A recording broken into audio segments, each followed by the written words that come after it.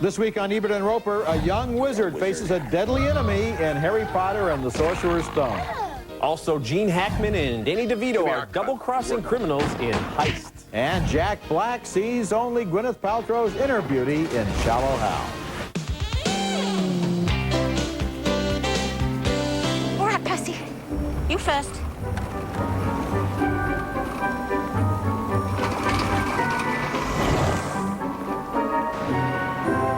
Excuse me?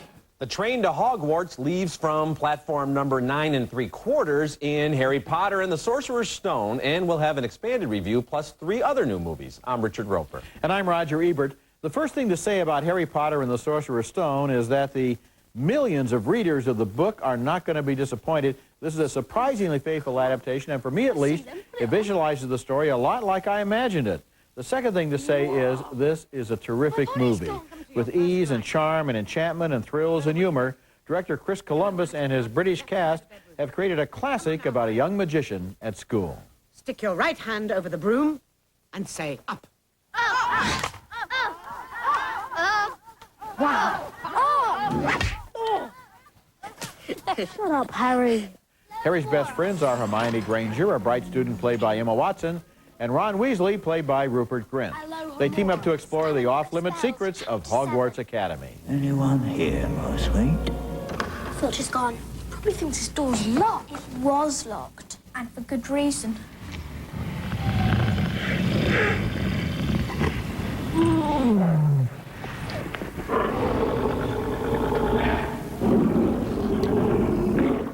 These are smart kids, and it's a good thing, too, when they get involved in a chess game with very high stakes.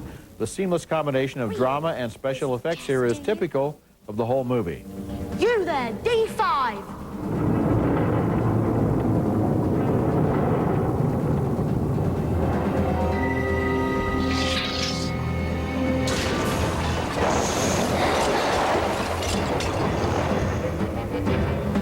It felt good to be seeing a family movie with intelligence, teeth, and imagination.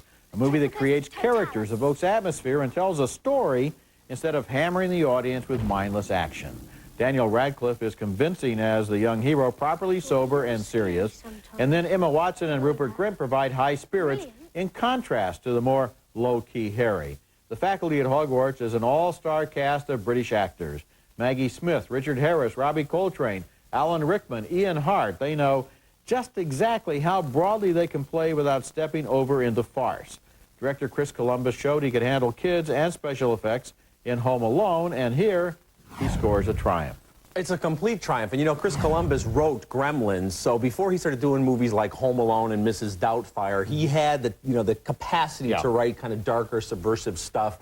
And this is not a movie for little kids. I think they'll be scared by some of the magic, and of course, you know, Harry's what happens to his parents and things like that. But for everybody else, it's a complete winner, I think. And there was such a build-up to this movie, and to have it live up to that and even exceed my expectations was really wonderful. Yeah, because everybody's expecting the hype is, over-exaggerated, and it's not. And you mentioned how scary it is. I've already gotten some emails from people saying, is this going to be too scary? And you know what? I can remember growing up with movies that really were scary. There's stuff in Wizard of Oz that's scary. It's okay. It's okay for a movie to be scary. It's not over the line. It's not too scary. I think it's just scary enough. I would agree completely with that. Now, my favorite character is Hermione Granger, played with great verve by Emma Watson. She reminded me of a miniature British version of the Holly Hunter character in broadcast news, a type A personality. Wingardium Leviosa.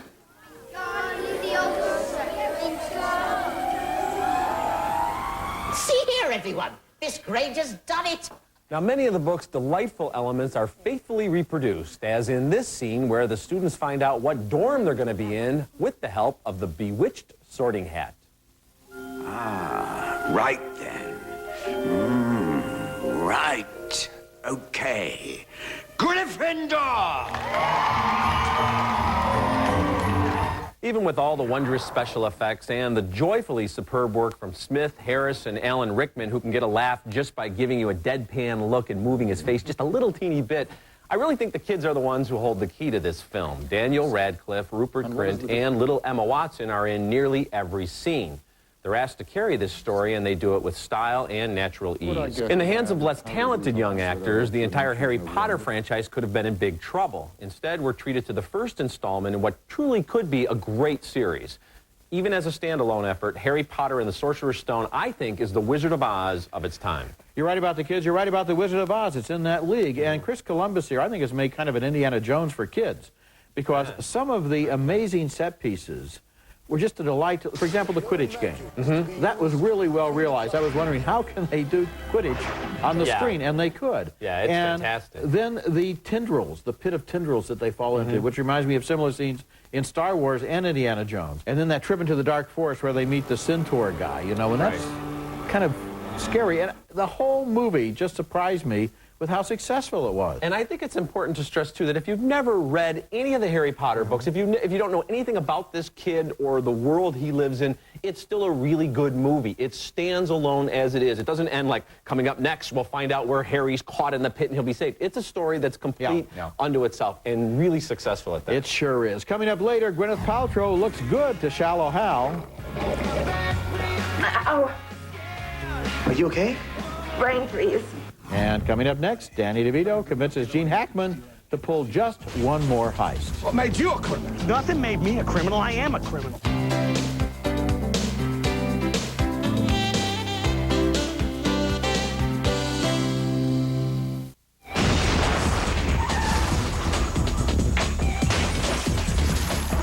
Cut him off. How is it? It's his road gang. Gene Hackman leads a team of clever thieves who always want to do things the hard way in Heist, an ambitious but cluttered and ultimately unconvincing caper. There's a fantastic cast here, including Get Shorty vets Hackman, Danny DeVito, and Delroy Lindo, and they have a lot of fun throwing David Mamet's verbal daggers at one another. But the heists they plan and the con games they pull are either too elaborate or way too simple. And most of this stuff just isn't plausible. Give me our cut. We work for him, my crew. We'll do the Swiss job. Come on, Joe. You're going traveling. What are you gonna do? Play me for a sucker? I give you the money now and you're gone. This other job is set up. You understand my position? Well, here's mine. We did the job, my partners and me. That's DeVito as the money man and Sam Rockwell as his dopey, violent nephew. And Hackman's Joe Moore is the veteran thief who's talked into doing, you guessed it, one last big job before he retires. What the hell is it? They found the car. What car? The station wagon. The cops found it. What do you mean they found it? How could they find it? I told you to ditch the car. I stopped off to see my niece. You wipe it down? There are a lot of false starts and wrong turns in Heist. The job is on, then it's off. Then it's back on again, but the alliances have switched, or have they? But after Hackman pimps his girlfriend in order to keep his con game working, I had no rooting interest in his survival. It's scum against scum. Heist also suffers from character inconsistencies. The same players who are capable of pulling off elaborate schemes sometimes fall victim to the most elementary bait and switch. Now, of course, even subpar Mamet dialogue is unique and interesting, and this cast is excellent. Heist, though, proves that enormously talented people can make a pretty lousy movie. Gee, I like this movie. I like the characters in it. I liked the complexity of Gene Hackman as this old guy who has the young wife and who really likes his boat better than anything. And I love Delroy Lindo as the professional. And I love the dialogue. I love the way DeVito says, everybody loves money. That's why they call it money. Okay, that's a funny line. That was a funny line. And the characters are interesting, but what they have to do, the way they get manipulated by Mamet, I thought just that's wasn't what Mamet does. Mamet loves those labyrinthine schemes where everything comes around the back and turns out to be different than you thought it was. Here, Roger. I thought there is no a great payoff.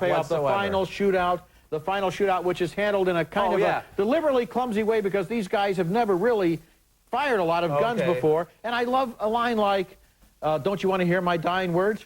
I just did. Now that's great dialogue. Come on. And you know what? The shootout, of course, taking place on the dock there. Why where, not? You know, Why not? Because it has happened in a million other movies. And as I said, my biggest problem is these people are so smart sometimes, but then they fall for these, easy tricks just so the story can have a conclusion. So you're saying they're saying, don't do that, don't do that. I mean, I think it's really an entertaining So they're smart, movie. then they're stupid. See, that doesn't work for me at all. Okay, coming up next, Jack Black and Gwyneth Paltrow form an odd couple in Shallow Hal.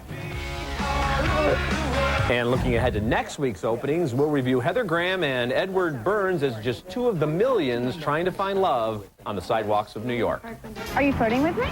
I was hoping it was kind of obvious, but I guess I'm not doing that good a job. Has there been a time when you were, like, especially shallow, where you looked at a woman and just thought you were better than she was? All the time. All the time? Oh, yeah. Can you think of one specific time where you're really shallow? Oh, yeah. Yeah, I got one. Think about that. Ready? Devils, come out! Positive thinking guru Tony Robbins is trapped in an elevator with Shallow Hal, played by Jack Black, and cures him of bimbo-itis in that scene. Thanks to Tony, the compulsive womanizer can now see the inner beauty in women. Soon after, he meets a woman named Rosemary, who looks exactly like Gwyneth Paltrow, in his eyes anyway, but to everyone else, she looks like Gwyneth Paltrow at 300 pounds. He falls instantly in real love, but she doesn't know if she can trust him. Hal, you've been really nice to me today. I really appreciate it, but... What, your other boyfriends aren't nice to you? Hal, do me a favor and stop saying that I'm pretty and that I'm not fat, okay? Because it makes me uncomfortable. The movie was directed and co-written by the Farrelly brothers, who have developed a specialty in embarrassing things that can happen in restaurants. Go on. Oh, my God! Are you okay? Oops. Shallow Hal's best friend is Mauricio, played by Jason Alexander from Seinfeld. He can only see the external Rosemary, who weighs 300 pounds, and so he thinks Hal is out of his mind. Right where? Straight ahead, across the field. Is she behind the rhino? Some people are going to say the movie cheats, since although Hal falls in love with the inner beauty of Rosemary, what he sees is the outer beauty of Gwyneth Paltrow, so inner beauty is equated with thinness. The movie shows Paltrow at both weights, though, and I think it needs the visual difference in order to dramatize Hal's conversion. Shallow Hal has big laughs, but also a warmth that's kind of sweet. I like the way it uses Renee Kirby as Walt, a character who has spina bifida. Gwyneth Paltrow was touching, and Jack Black, in his first starring role, has a wonderful bluster and vulnerability, and he isn't so thin himself. No, he's not, which is why he's an inspired choice for the lead in this. It's so funny that you got Jack Black and Jason Alexander, who are so superficial and blowing off even good-looking girls, which, you know, happens sometimes in real life. You know, when you go to movies sometimes and everyone's laughing and then you hear somebody laughing afterward? That was me at this movie. I mean, I think it really is the funniest movie I've seen in a long time. And it's smart, and it's sweet, and I liked its message. And it's, you know, it's the kind of thing you think about it. How do they pull this off? Because there's a neighbor character who lives across the hall from the Jack Black character, and she's beautiful. And even when he can see the inner beauty, she stays beautiful. And they're telling us, wait a minute, she's more than just a shallow, good-looking woman. So they keep a perspective going where each character stays true to themselves. It's pretty smart stuff. You know, one thing the Farrellys do here is a running joke that they never really pay off on until the end, involving Jason Alexander's hair. And I'm looking at it and I'm saying, what is that hair made out of? What substance? You know, is it kryptonite? What is going on up there? And finally, at the end, you get a little hint as to what is going on, and but it's funny all the way through because the shoe never drops. Yeah, exactly. They know how to do it. We've seen so many crummy comedies that try to be There's Something About Mary or something like this, and the Farrelly brothers come to the rescue and show us how it's done. And who would have thought that you would feel kind of good after this movie? Yeah, I felt great after this movie. Okay, our next movie is Maze. Now, Laura Linney, you might remember, was nominated for an Academy Award for last year's You Can Count on Me, and she's equally impressive here. But the film itself, though loaded with lofty and artsy pretensions, is really mostly just annoying. Rob Morrow, who was in Northern Exposure, directed, co-wrote the script, and plays the title character. He's Lyle Mays, a talented artist who has Tourette syndrome. Now, Mays is deeply attracted to the longtime girlfriend of his best pal, who's gone overseas without knowing that she's pregnant. Lyle. Oh, Jesus.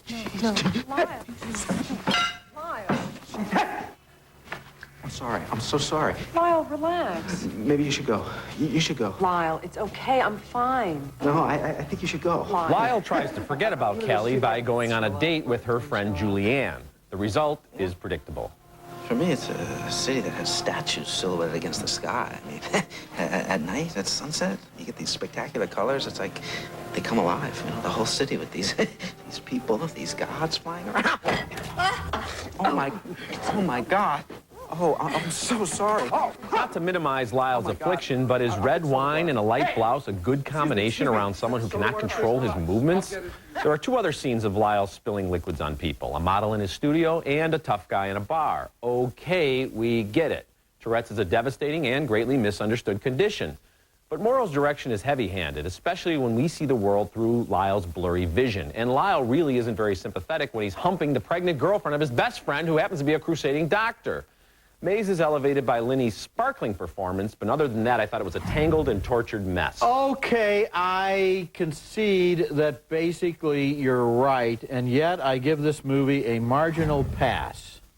Is that a thumbs up? It's a thumb slightly above the You can change your horizontal. mind. If my argument was so convincing that you now want to say thumbs down, go ahead. The things that you have said can be said about this movie. Okay. But other things can be said about it, too. All right. And one thing that can be said is that I think Rob Morrow does a very good job of showing someone with this condition, and he also has an obsessive-compulsive disorder as well, you know, which gives him a lot of trouble with the TV remote. You know, this is not a condition that we see in the movies very often, and usually it's exaggerated into some kind of, you know, guy in a crowded theater shouting out obscenities and so forth. And here we see how the everyday life is affected and how trust and communication help this guy to overcome his almost paralyzing shyness and get out into the world a little bit. And I think that's worth seeing the movie for. Well, that's a real marginal thumbs up from you, but if you're saying people should see it, I stick to everything I said about this movie. Of course, it's a topic worth exploring, but I think they really botched it here. Okay, coming up next in our video spotlight, a gentle giant is let loose on DVD. Man, I like you. What's your name? Shrek.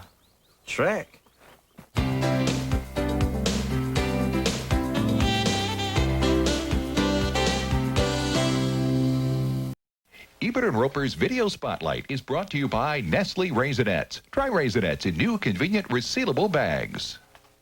How do you like your eggs? Oh, good morning, Princess. Newly out on home video is the monster summer hit Shrek, kind of a bilingual film with one language for kids and another for grown-ups.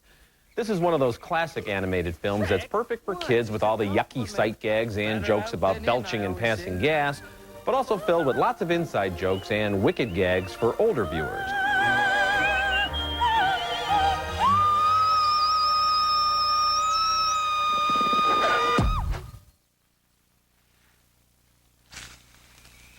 The 2-disc special edition DVD is loaded with creative extras, including a karaoke medley.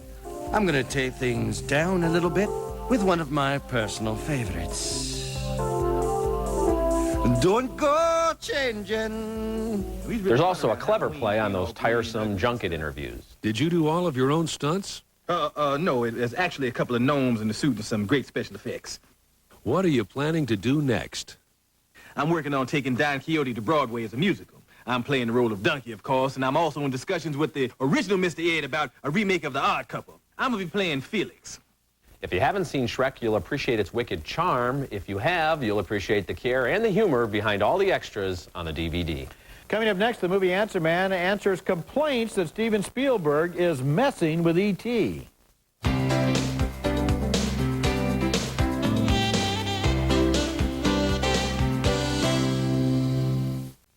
Join Roger and Richard for the second annual Ebert and Roeper Film Festival at Sea. Set sail to the Bahamas, February 28th through March 3rd, 2002, aboard the Disney Wonder, with a stop at Disney's own private island paradise, Castaway Key. Call your travel agent or 1-800-945-3806. The movie Answer Man has been swamped with complaints about Steven Spielberg tinkering with his 1982 classic E.T. for the 20th anniversary release of the film.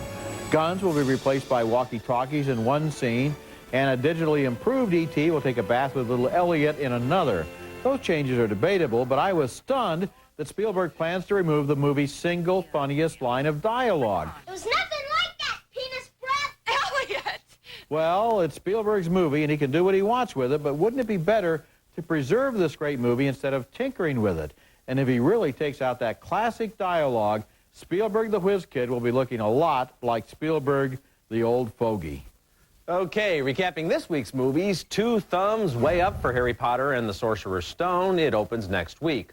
A split vote on Heist, 2 thumbs up for Shallow Hal, but we split again on Maze. And also in release around the country is an engaging and surprising documentary named Fighter, about 2 Holocaust survivors named Jan Wiener and Arnold Lustig, who go on a trip to revisit old and painful memories and end up in surprising, spirited arguments about what it all meant. They don't agree. Yeah, I give it thumbs up as well. Even if these guys hadn't each gone through so much strife and you know, real tragedy in their lives, they're just interesting right now to see them going back and forth. It's great to see them. Remember, you can visit our website at ebertandroper.tv and read us in print at suntimes.com. Next week, we'll be back with Steve Martin and Helena Bonham Carter in Novocaine. And until then, the balcony is closed. You know, there was some concern, too, about Harry Potter because it's 2.5 hours, but it proves once again, if a movie's good, the length doesn't matter. My rule, no good movie is too long, no bad movie is short enough. Yeah, 80 minutes for some of these comedies is too long, but a movie like Castaway or Schindler's List or even something like Harry Potter, 2.5 hours. Facts of Life by Lysol. Fact, it's cough and cold season. Fact, Lysol spray helps stop the spread of the cold virus. Life demands Lysol, that's a fact.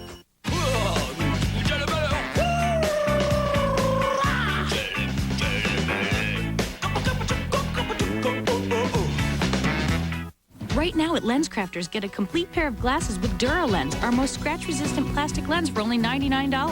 The $99 DuraLens event. This one you don't want to miss. These babies were conceived using the ClearPlan Easy Fertility Monitor. It identifies more fertile days each cycle than any leading method. ClearPlan, clear results. Closed captioning for Ebert and Roeper is brought to you by... Brake sales don't come any bigger. Get 50% off lifetime brake pads and shoes at Meineke. At Meineke, you won't pay a lot, but you'll get a lot.